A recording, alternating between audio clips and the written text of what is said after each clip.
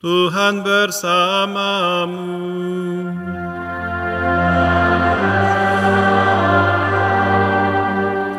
Inilah Injil suci menurut Lukas.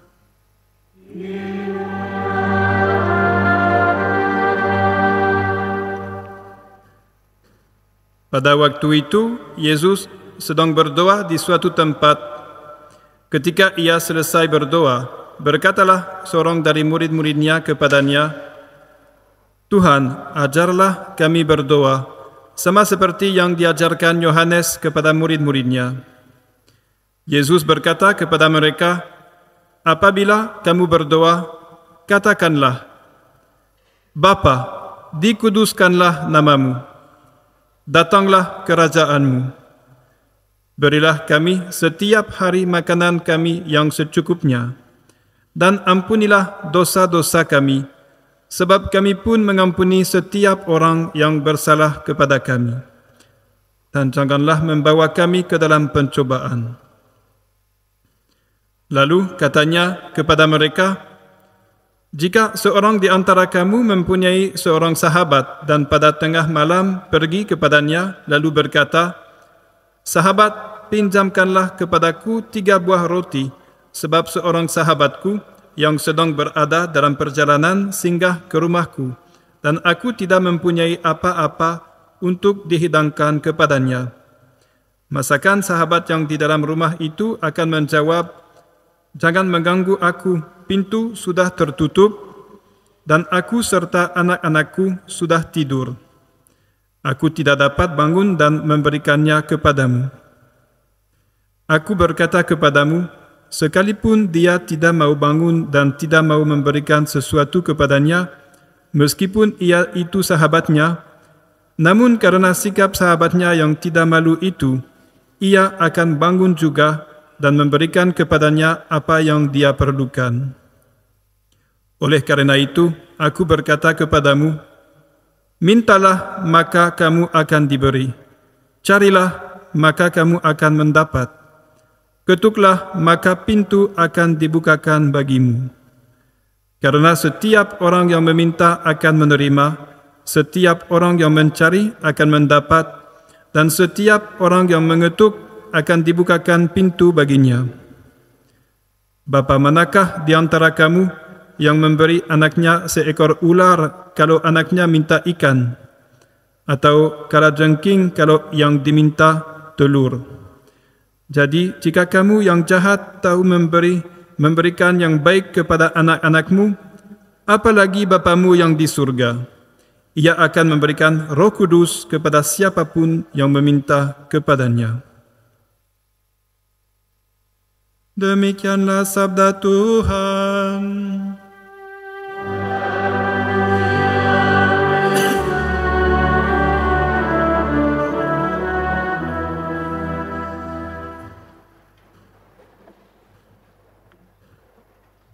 Saudara-saudari, selamat malam.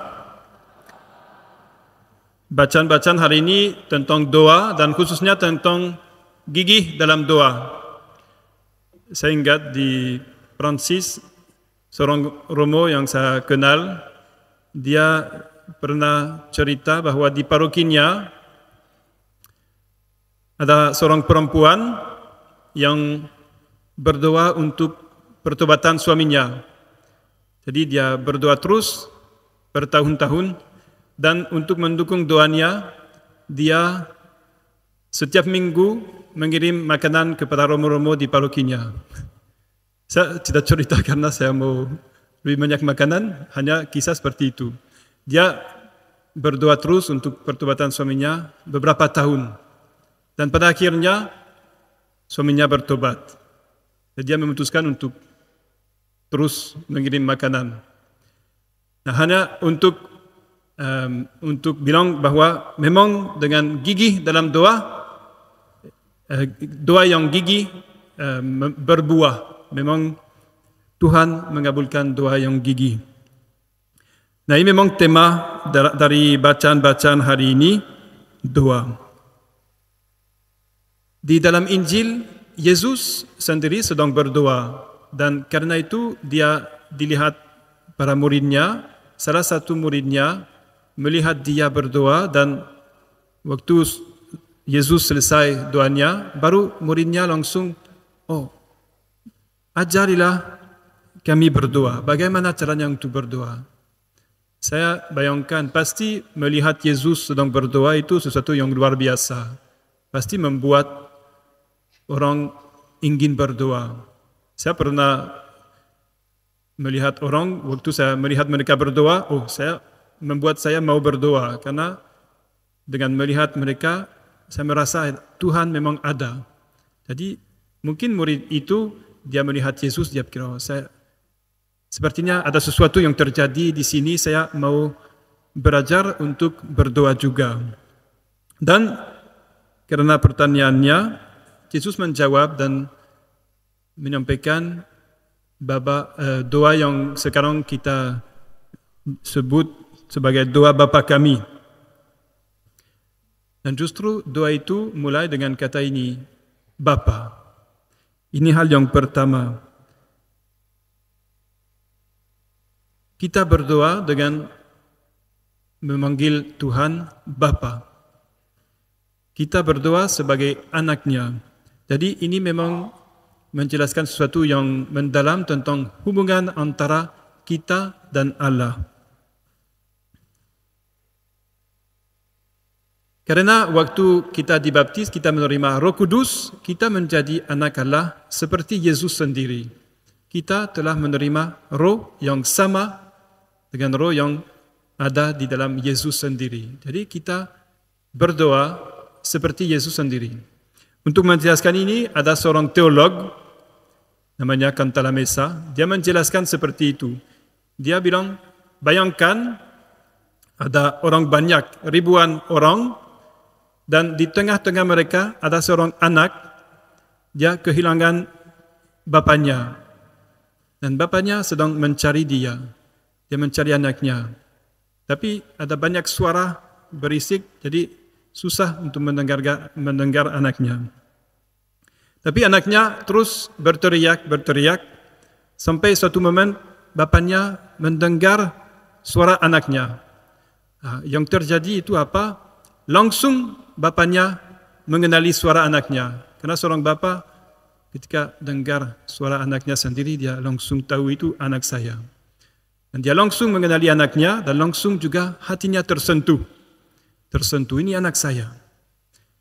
Jadi ini gambar untuk menjelaskan ketika kita berdoa, ini yang terjadi. Ketika kita berdoa dengan mengatakan Bapa, ya langsung Allah, ini anak saya. Karena roh yang sama yang ada di dalam Yesus, ada di dalam kita juga sendiri. Jadi langsung Tuhan mengenali anaknya. Ini anak saya. Dan hatinya tersentuh. Ini saudara-saudari memang luar biasa. Ini sesuatu yang kita harus menyadari. Memang hubungan kita dengan Allah begitu kuat, begitu mendalam, begitu intim, akrab. Seperti hubungan antara Yesus dan Bapaknya. Karena Roh Kudus ada di hati kita.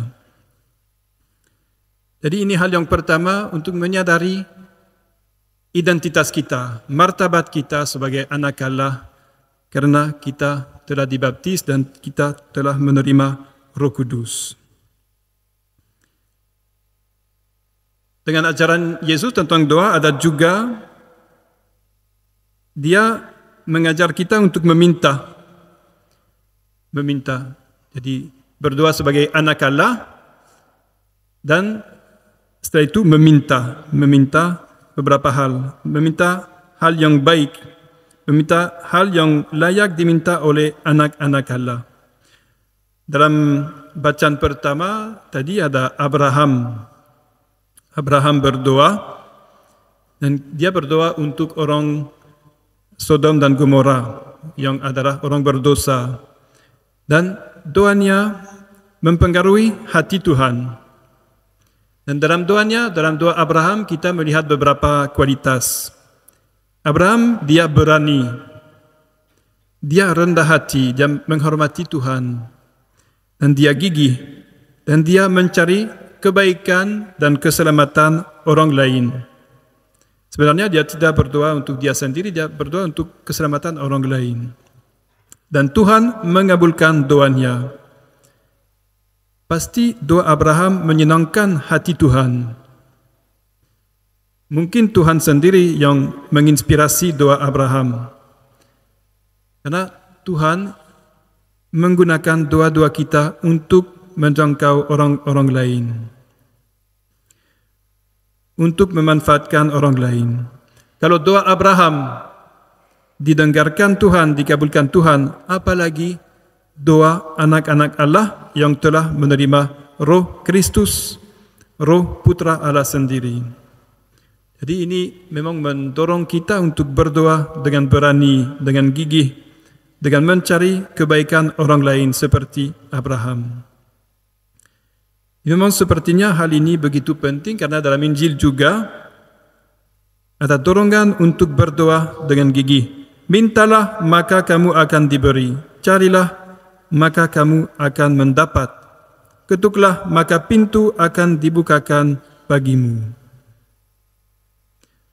Saudara-saudari, ada begitu banyak kesempatan dan alasan untuk berdoa dalam kehidupan kita masing-masing, untuk orang di sekitar kita, dan juga di dunia ini banyak keperluan untuk berdoa. Misalnya kini ini begitu penting untuk berdoa untuk perdamaian di dunia.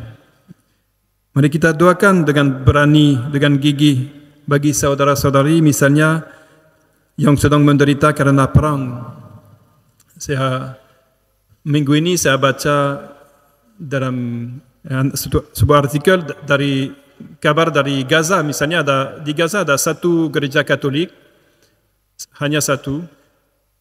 Kepada parokinya dia meminta doa. Dia bilang, saya baca minggu ini, kami meminta Anda untuk berdoa dan membantu kami. Semoga perdamaian dan keadilan datang kembali. Ini satu contoh aja, tapi memang kita bisa seperti Abraham berdoa untuk orang lain, untuk tempat di mana situasi susah. Yesus mengajar kita juga untuk berdoa untuk kehidupan kita sendiri. Misalnya, berilah kami rezeki pada hari ini, karena kita memerlukan rahmat Tuhan setiap hari. Ampunilah dosa kami, sebab kami pun mengampuni, karena juga kita, supaya hati kita dibebaskan. Janganlah membawa kami ke dalam pencobaan, supaya kita tetap setia pada Tuhan. Sebenarnya berdoa itu tidak membuat kita menjauhkan diri dari bumi ini, sebaliknya membuat kita menjadi semakin manusiawi dan peduli pada orang lain. Dan pada akhirnya, hal yang paling penting, paling baik untuk diminta itu adalah Roh Kudus, seperti dikatakan Yesus sendiri. Bapamu yang di surga akan memberikan Roh Kudus kepada siapapun yang meminta kepadanya. Saudara-saudari, betapa indah sebenarnya, betapa besar karya doa. Berdoa itu sesuatu yang sangat indah, sangat bagus. Melalui Roh Kudus yang dicurahkan ke dalam hati kita, berkat wafat dan kebangkitan Kristus, berkat hatinya yang terbuka, kita berdoa sebagai anak Allah sendiri, seperti Yesus sendiri. Dan sekarang, saudara-saudari, kita berada dalam Ekaristi. Dalam Ekaristi, di sini kita berdoa sebagai tubuh Kristus yang dihimpun. Karena itu, doa kita juga begitu kuat. Sebentar lagi akan ada doa umat, dan sebentar lagi Bapa kami, kita berdoa bersama dalam setiap Ekaristi. Doa kita ketika kita berkumpul dalam Ekaristi memang sangat kuat. Mari kita menyadari martabat dan kehebatan identitas kita, dan mari kita berdoa dengan penuh iman dan kepercayaan kepada Tuhan. Mari kita menjadi pendoa yang rajin.